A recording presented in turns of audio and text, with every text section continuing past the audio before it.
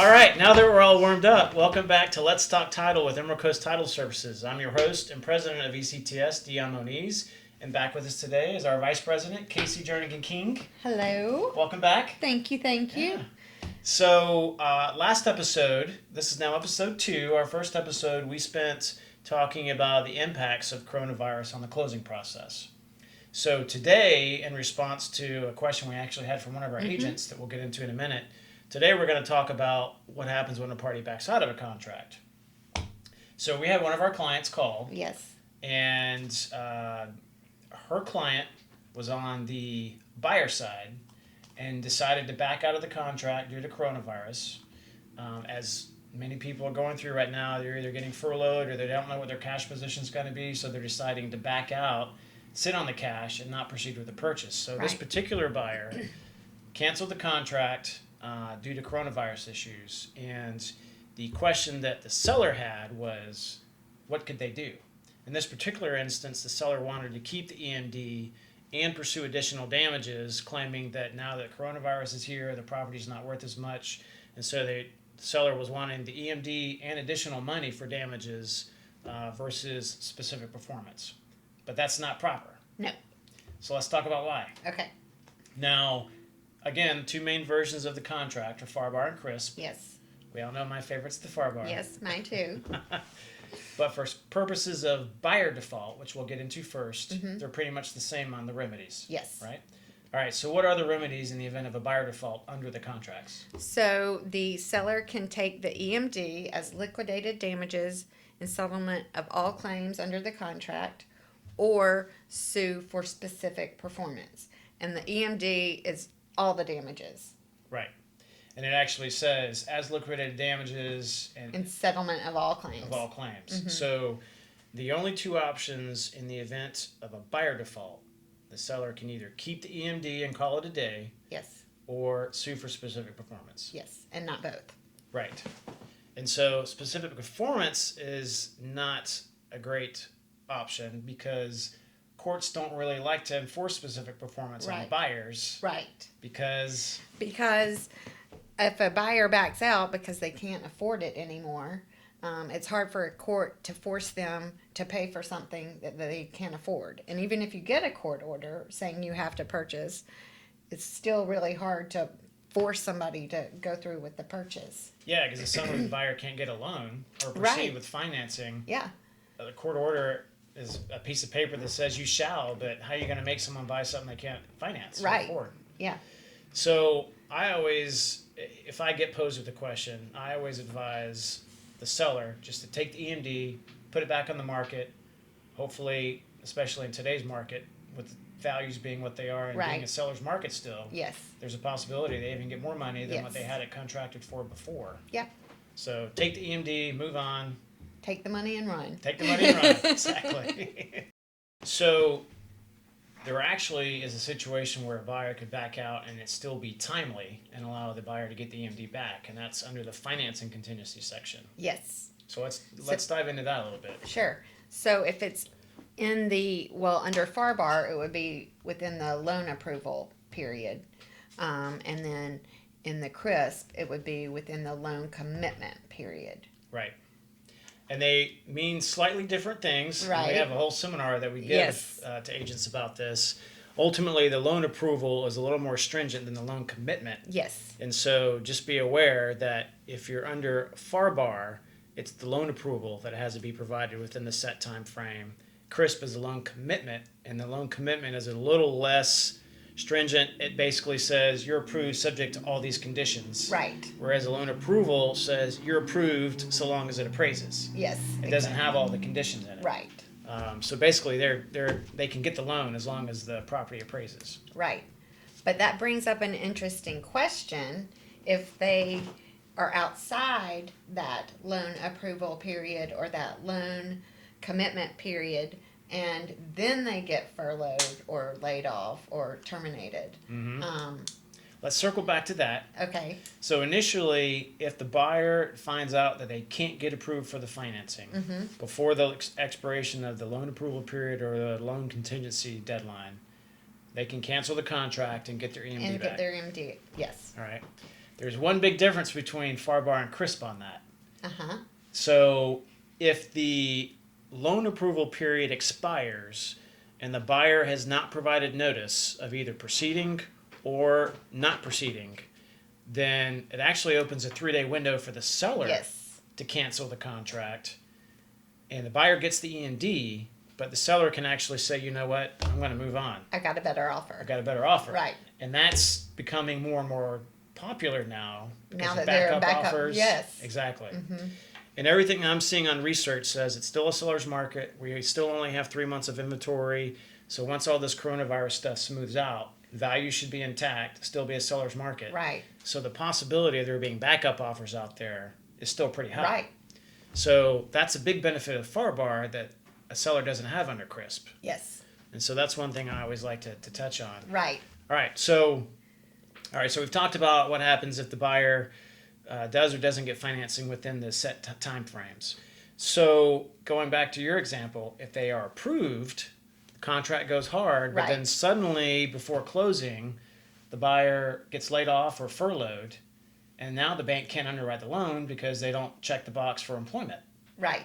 So they call usually the day before closing to verify employment. And so we've actually had it where they called to verify employment and the buyer had just gotten laid off and there is no employment. And so then what do you do? So now they can't close on the Now loan. they can't close. And so this creates a problem. Right. As we discussed in the first episode, that would fall under the force majeure clause for CRISP. For CRISP. Because there's that extra language that says catch-all. any other categories or circumstances outside the party's control. Right. And that would certainly qualify. Yes. That's outside buyer's control. Right. FAR/BAR does not have that language. No, it does not. So we found a flaw in FAR/BAR that I didn't want to admit to, but Right. it is there. So you need to take it to the Florida bar. I'm working on it. Okay. So under CRISP, if that scenario happens, the force majeure clause allows for an extension. Mm-hmm. And arguably, the buyer's entitled to it. Mm-hmm. Or if the seller doesn't want to proceed, then the buyer still gets his EMD back. Right.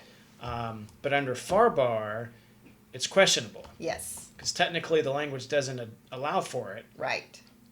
I would think I would be hesitant to bet on the court not applying it under FAR/BAR. That's exactly what I was thinking. Mm-hmm. Even though the black and white language of the contract doesn't necessarily address it, if someone tries to take this all the way to court, Right. I think a judge is going to be sympathetic. Yes. Based on all this stuff that's going on. Right. It's crazy. Certainly, you would think there would be some court sympathy in that. Sure. It's not a guarantee. Right. So in this context, if I'm asked the question, I have to say, well, we don't really know, but I would guess that a court would enforce it at the end of the day after you've put money into litigation and had months of time involved in it. So it's best just to try to work out an extension. Right. And in the case that we've had, the buyer was able to get somebody to co-sign on the loan, and it just took a few days extra. But there was a good resolution. But you don't always have somebody who's willing or able to co-sign. Right. So. Very true. Mm-hmm. So let's talk about now. We talked about buyer defaults. Mm-hmm. So transitioning from this scenario, because if you get a situation like that and the buyer wants an extension for the loan to kick back in and the seller says no, let's talk about seller defaults and what the buyer's remedies are. So again, they're kind of the same between Right. FAR/BAR and CRISP, Mm-hmm. but go ahead. So if the seller defaults, then the buyer can get their EMD back and go on about their business or sue for specific performance. And in the seller context, the courts are more willing to allow or enforce specific performance. Right. Because it's easy to say, you shall sell this property. Right. Because they own the property and they can deed it.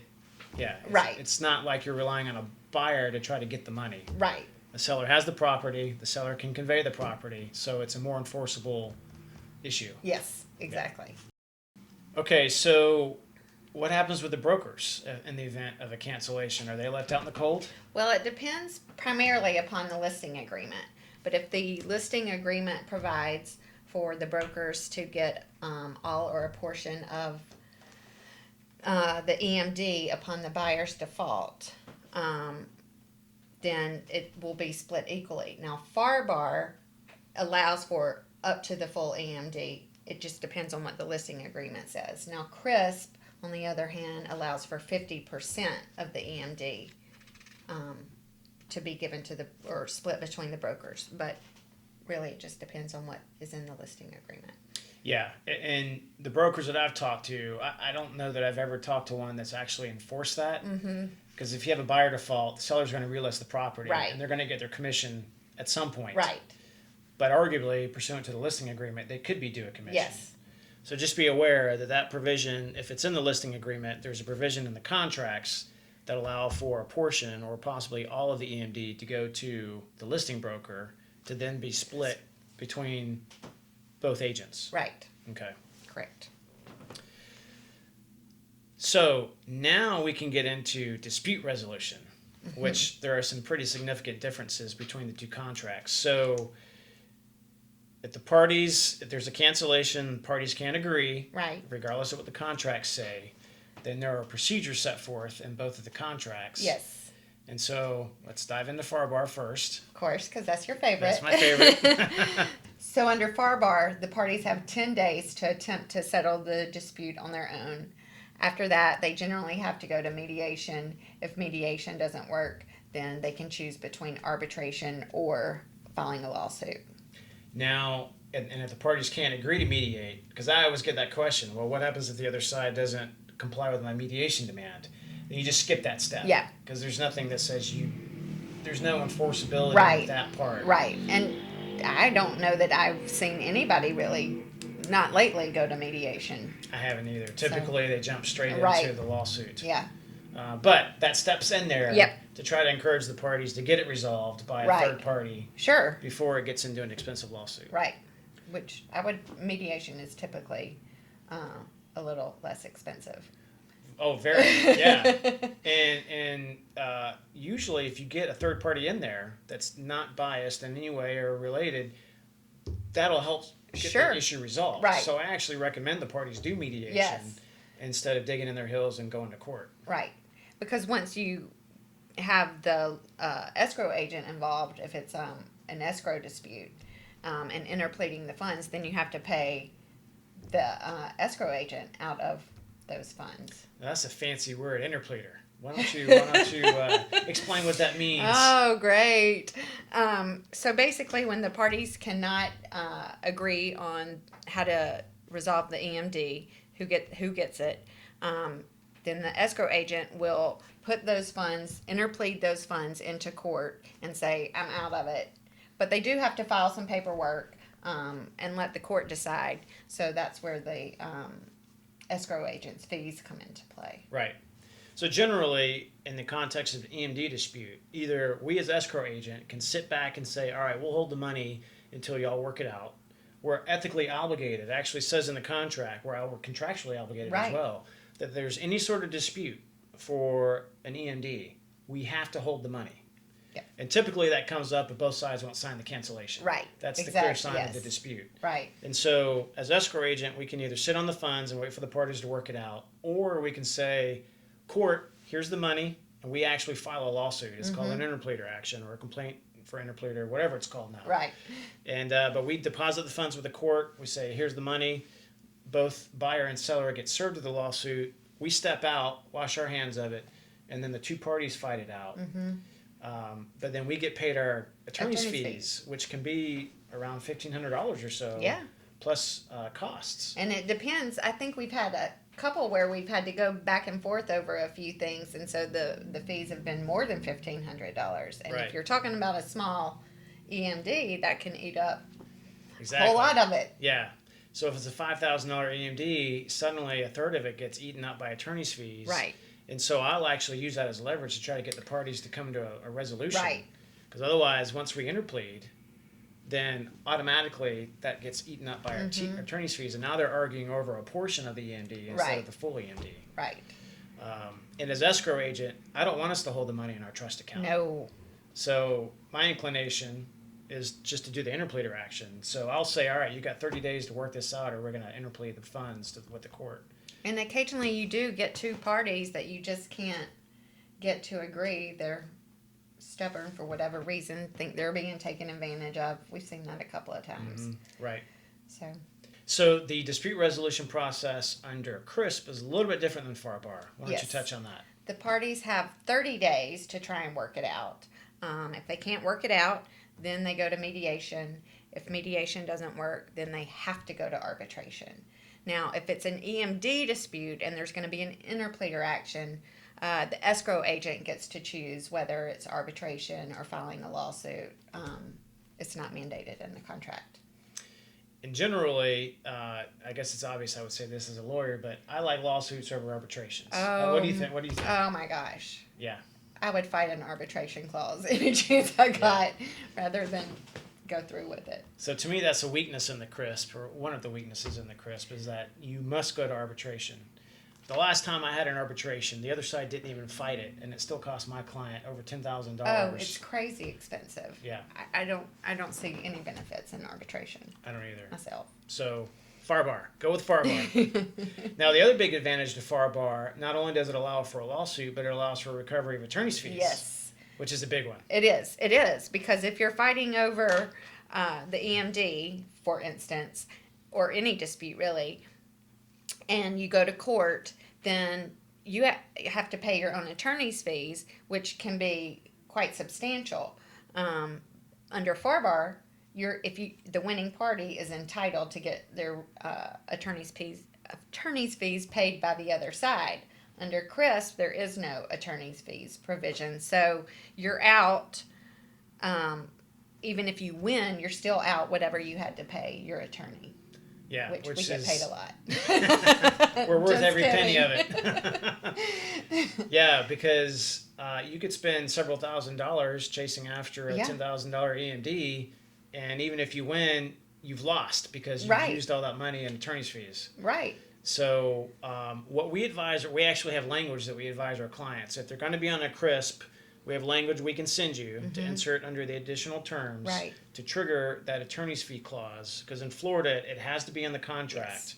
And if it's going to be enforceable, or if the prevailing party is going to be entitled to attorney's fees. So reach out to us if you're on CRISP. We'll give you that language, and then you'll be good to go on that.